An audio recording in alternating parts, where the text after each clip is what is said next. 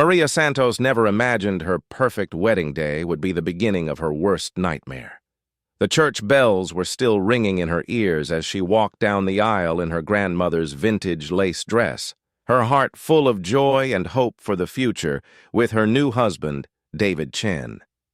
David was everything she had dreamed of in a partner. He was kind, successful, and treated her like a queen. They had met 3 years earlier at a coffee shop near her university where she was studying to become a teacher. He was there every morning, reading newspapers and making phone calls in what sounded like Italian. His dark eyes and warm smile caught her attention immediately.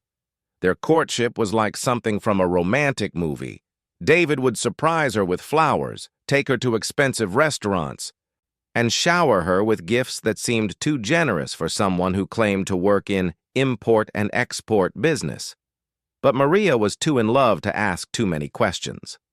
When he proposed on a beach in Hawaii, she said yes without hesitation. The wedding was magnificent. David spared no expense, flying in her entire family from Mexico and his relatives from Italy. The reception was held at the most exclusive hotel in the city with over 300 guests. Maria noticed that many of David's friends looked serious and spoke in hushed tones, but she assumed they were just business associates. During the reception, Maria overheard a conversation that made her stomach drop. 2 men in expensive suits were talking near the bar, and one of them mentioned David's name along with words like family business and territory. The other man laughed and said something about how David was getting soft by marrying someone outside the family. Maria tried to push the strange feeling aside and focus on dancing with her new husband. David was attentive and loving throughout the evening, whispering sweet words in her ear and promising her a wonderful honeymoon in Italy. She convinced herself that she was just being paranoid. The next morning, they flew to Rome for their honeymoon. David seemed different once they landed.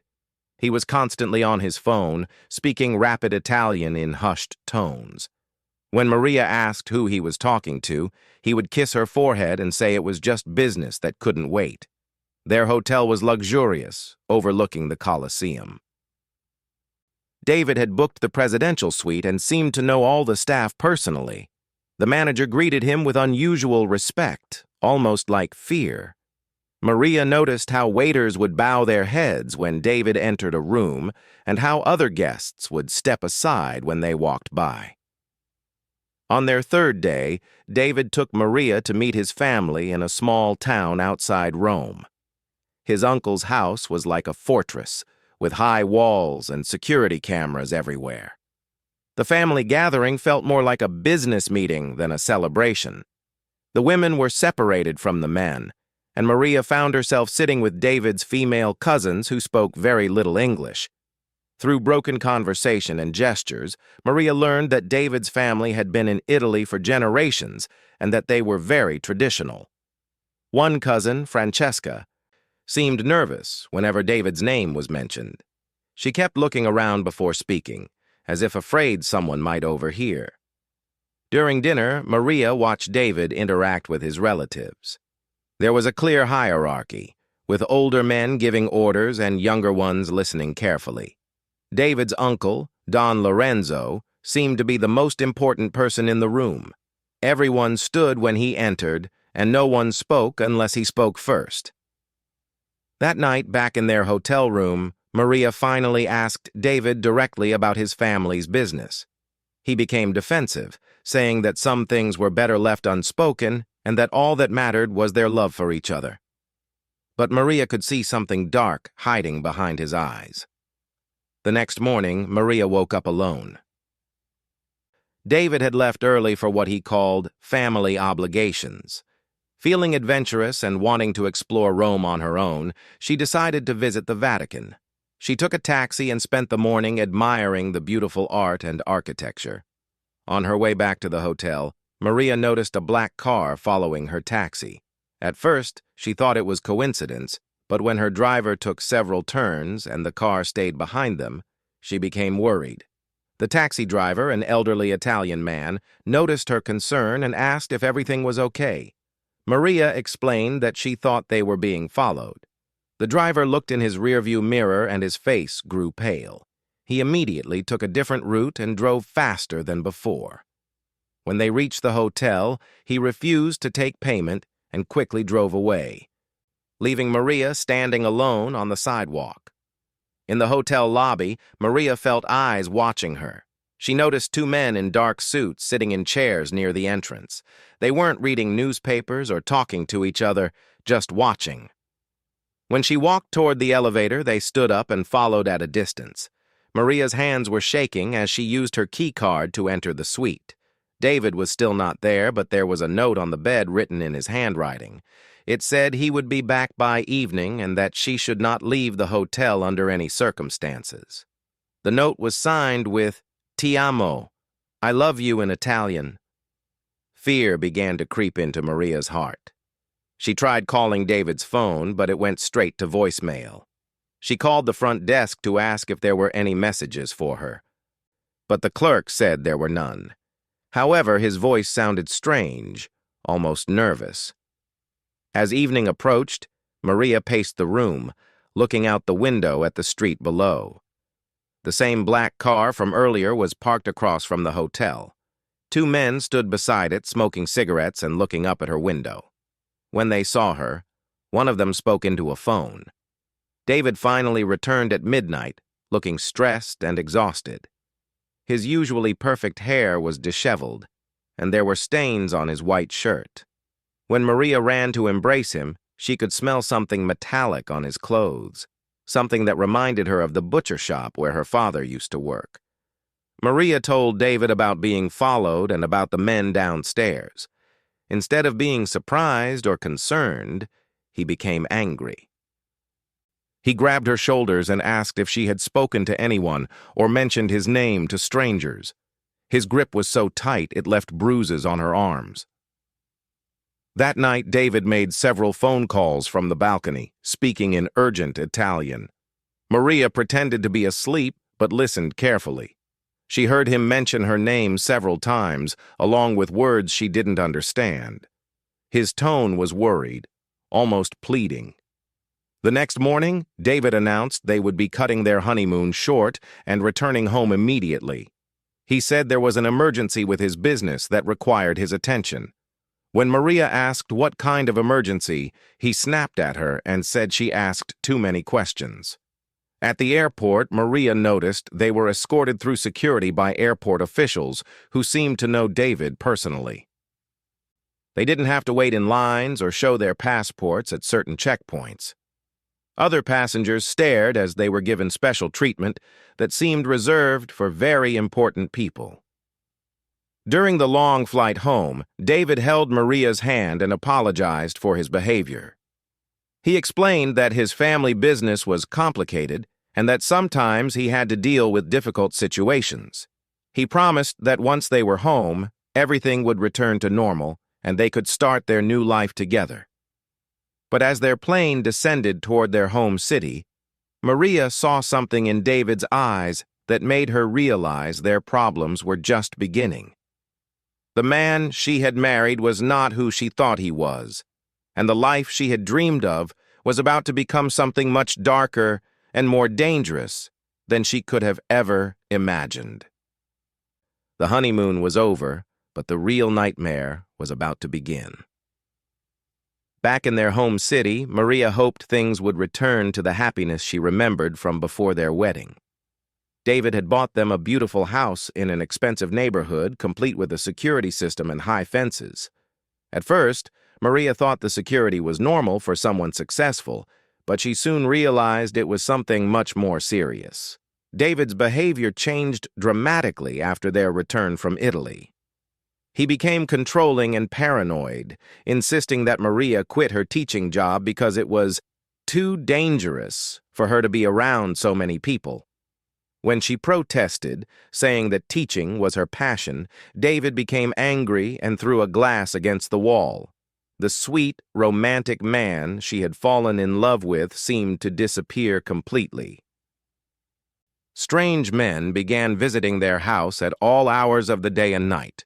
They would arrive in expensive cars with tinted windows and speak with David in his study behind closed doors.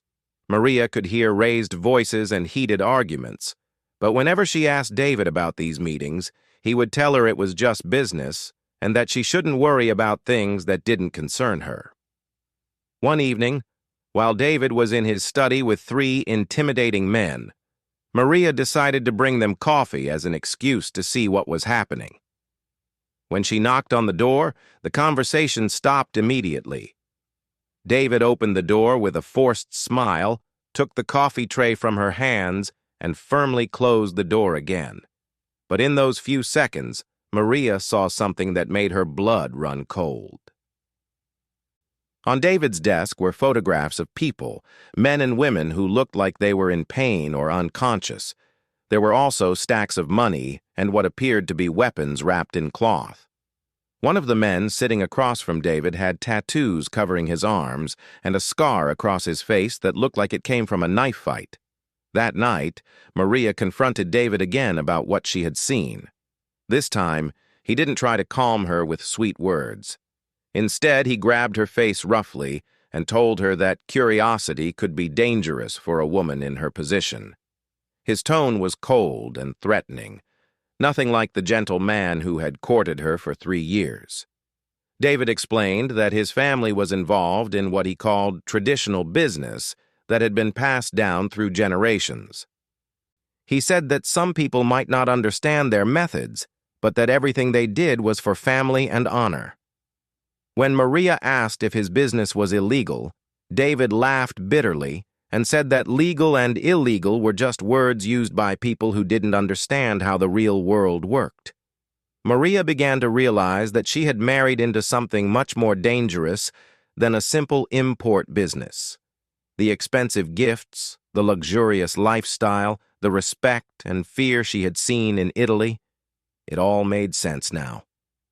David was part of an organized crime family, and she was now trapped in his world whether she liked it or not. Fear became Maria's constant companion.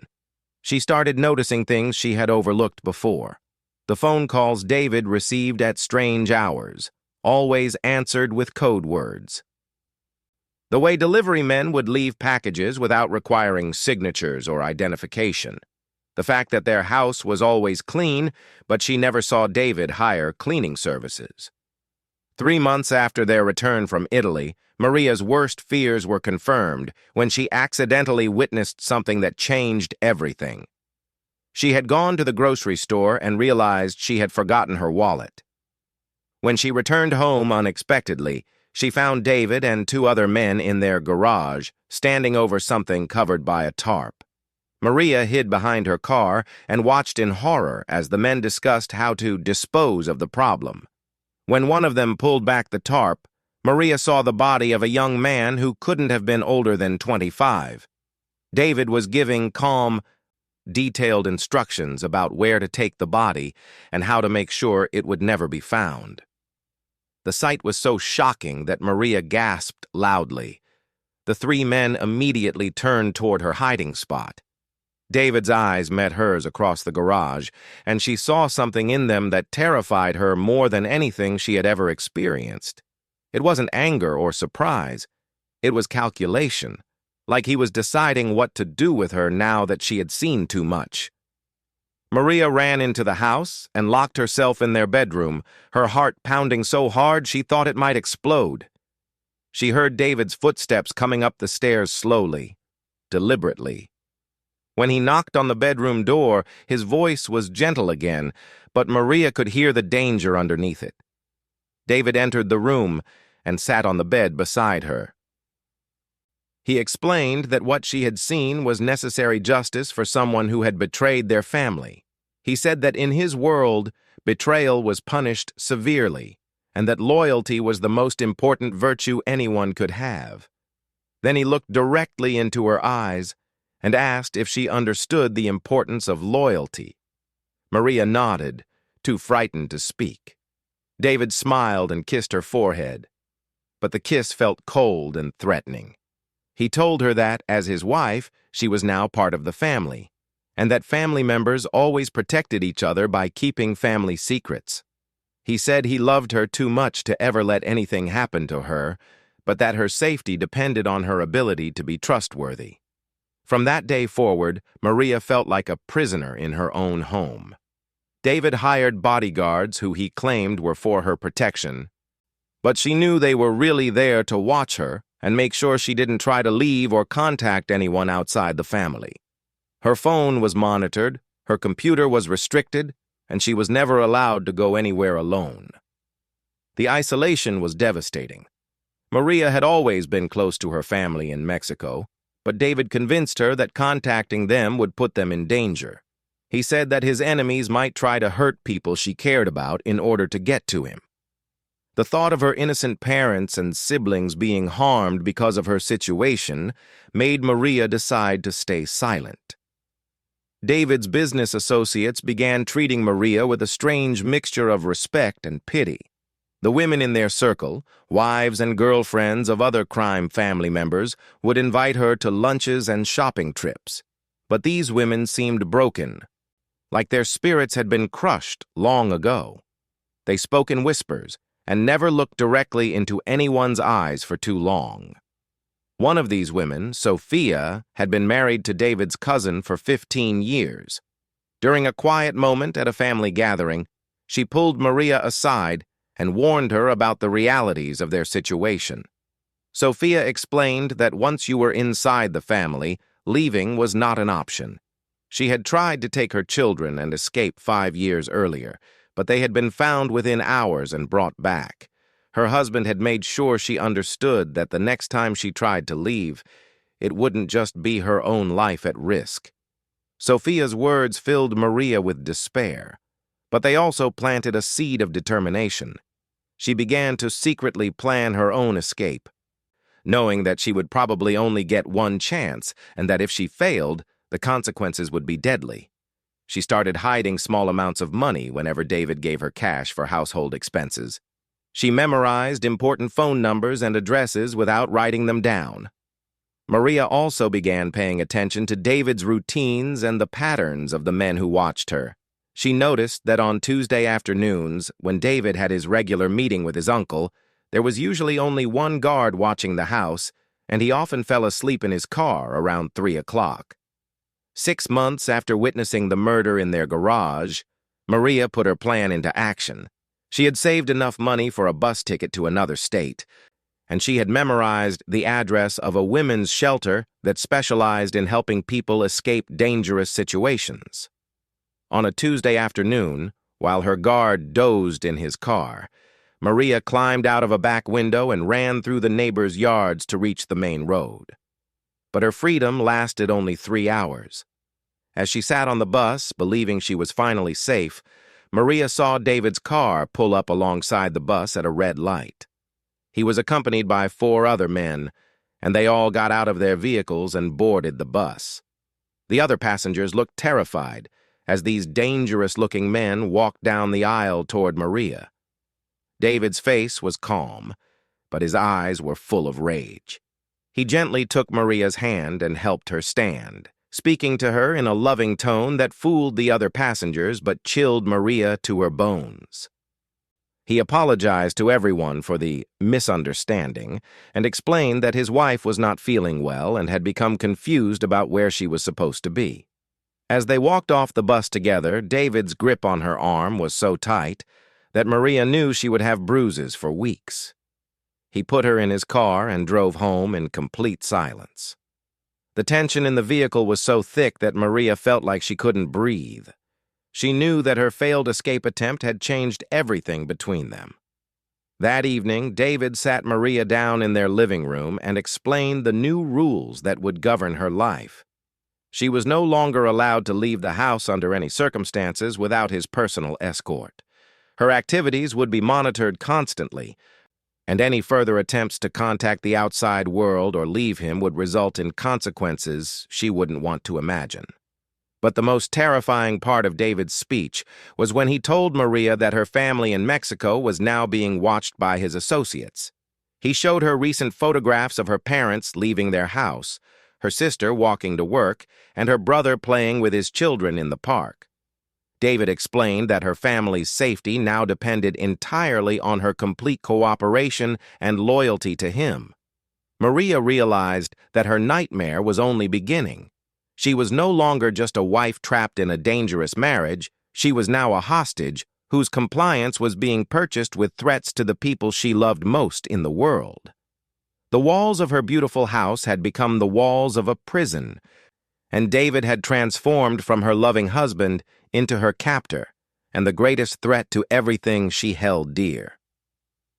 2 years passed like a slow torture for Maria. She had become a ghost in her own life, going through the motions of being David's perfect wife, while inside she felt like she was dying a little more each day. The house that had once seemed like a palace now felt like a tomb, and David's presence filled her with a fear so deep it had become part of her breathing. David's criminal activities had escalated during this time. The late-night meetings became more frequent, and the men who came to their house looked increasingly dangerous and desperate. Maria learned to recognize the signs that violence was coming. David would become unusually quiet, his jaw would tighten, and he would clean his guns with obsessive care. The breaking point came on a rainy Thursday evening in October. David had been particularly tense all week because of problems with a rival family that was trying to move into their territory. Maria had overheard enough phone conversations to understand that people were dying and that David was planning something that would end the conflict permanently. That evening, David received a phone call that changed everything.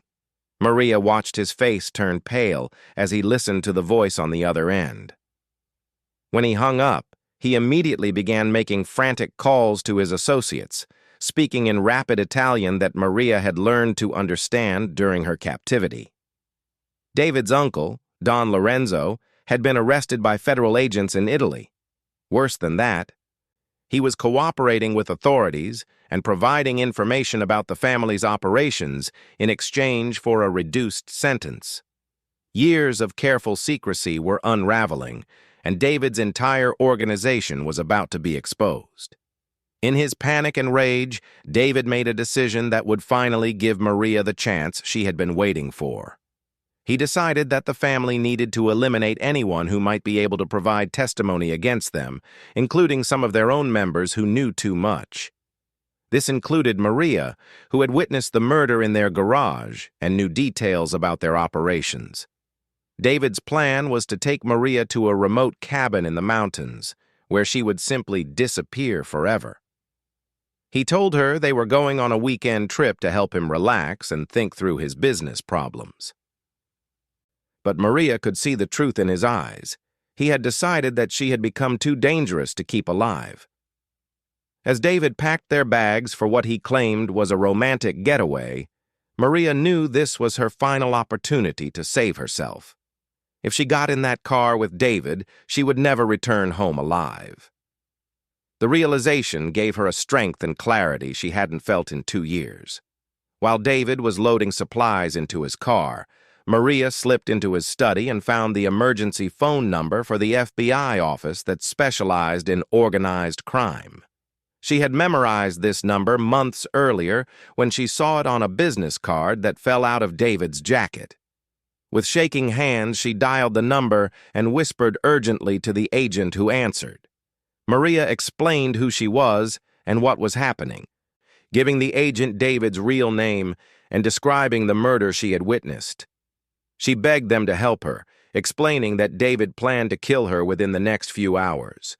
The agent told her to stay calm and gave her instructions for staying safe until they could reach her. When David called for Maria to come to the car, she forced herself to act normal. She got into the passenger seat and smiled at him, pretending to be excited about their trip. As they drove toward the mountains, Maria's heart was beating so fast she was sure David could hear it. About an hour into their drive, David's phone rang. The caller was one of his associates, warning him that federal agents were raiding properties associated with their organization. David cursed violently and made a sharp turn onto a side road, abandoning his original plan. Instead of going to the cabin, he decided to take Maria to an abandoned warehouse where they could hide while he figured out what to do next. The warehouse was a terrifying place that smelled of rust and decay. David locked Maria in a small office while he made desperate phone calls, trying to contact his remaining associates and find out how much the authorities knew. Through the thin walls, Maria could hear him becoming increasingly panicked as he realized that his entire world was collapsing around him. After several hours of frantic phone calls, David came into the office where Maria was being held. His appearance was completely disheveled, and his eyes had a wild look that scared her more than anything she had seen before. He sat down across from her and explained that they were both in terrible danger. David told Maria that if the FBI found them, they would both be arrested and probably killed by his enemies before they could testify. He said their only chance was to flee the country together and start new lives somewhere his family's influence couldn't reach them. But Maria could see that David was lying. His hand kept moving toward the gun in his jacket, and she knew he was still planning to kill her. What David didn't know was that Maria had managed to activate the location tracking on her phone before they left the house. The FBI agents who had been looking for them were getting closer every hour. Maria just had to stay alive long enough for help to arrive. As the night wore on, David became increasingly unstable. He would pace around the warehouse talking to himself, sometimes seeming to forget that Maria was there. He was clearly having a mental breakdown as he faced the reality that everything he had built was being destroyed. Around 4 in the morning, David finally snapped completely. He pulled out his gun and pointed it at Maria, telling her that he had loved her, but that love wasn't enough to save either of them. He said that if they were going to die, at least they would die together, and that he wouldn't let the FBI or his enemies have the satisfaction of capturing them alive. Just as David was preparing to pull the trigger, the warehouse doors burst open and FBI agents flooded the building. Bright lights illuminated the dark space as dozens of armed agents surrounded David and ordered him to drop his weapon. For a moment, time seemed frozen as David stood with his gun pointed at Maria, trying to decide whether to surrender or finish what he had planned. The standoff lasted for what felt like hours, but was probably only minutes. The FBI negotiator spoke calmly to David, trying to convince him that he still had options and that killing Maria would only make his situation worse. David's hand was shaking as he held the gun, tears streaming down his face as he realized that his life as he knew it was over. Finally, David's strength gave out, and he collapsed to his knees, dropping the gun and sobbing uncontrollably. The FBI agents immediately secured the weapon and placed David under arrest, while paramedics checked on Maria, who was physically unharmed but emotionally shattered by her ordeal. The aftermath of that night changed everything. David was charged with multiple counts of murder, kidnapping, and racketeering. During his trial, Maria testified against him, describing the murder she had witnessed and the 2 years of psychological torture he had put her through. It was the most difficult thing she had ever done, but she knew it was necessary for her own healing and to prevent David from ever hurting anyone else. David was sentenced to life in prison without the possibility of parole. Most of his associates were also arrested and convicted based on the evidence the FBI had gathered during their investigation. The criminal organization that had seemed so powerful and untouchable was completely dismantled within a matter of months. Maria entered a witness protection program and was relocated to a small town across the country. She received counseling to help her deal with the trauma of her experiences and slowly began to rebuild her life. It took years of therapy and support, but she eventually learned to trust people again and to believe that she deserved happiness and safety. 5 years after her rescue, Maria met a kind teacher named Michael who knew nothing about her past. Their courtship was slow and careful, built on honesty and genuine affection rather than the dangerous passion that had drawn her to David. When Michael proposed to her in a simple ceremony in his backyard garden, Maria said yes, with a heart that was finally free from fear. Maria never forgot the lessons she learned during those terrible years with David. She became an advocate for other women trapped in abusive relationships, speaking at shelters and support groups about the importance of recognizing warning signs and seeking help. Her story became a source of hope for other women who felt like escape was impossible. Sometimes Maria would think about the woman she had been on her wedding day to David, so young and trusting, believing that love could conquer any obstacle. That woman had been innocent and naive, but the woman Maria became was strong and wise. The experience that had nearly destroyed her ultimately taught her about her own resilience and the importance of never giving up hope. The scars from her time with David would always be part of Maria's story, but they no longer defined her life. She had survived something that would have broken many people, and she had found the courage to build something beautiful from the ashes of her nightmare. In the end, love had conquered. Not the twisted, possessive love that David had offered, but the genuine, respectful love that she found with Michael, and most importantly, the love she learned to have for herself.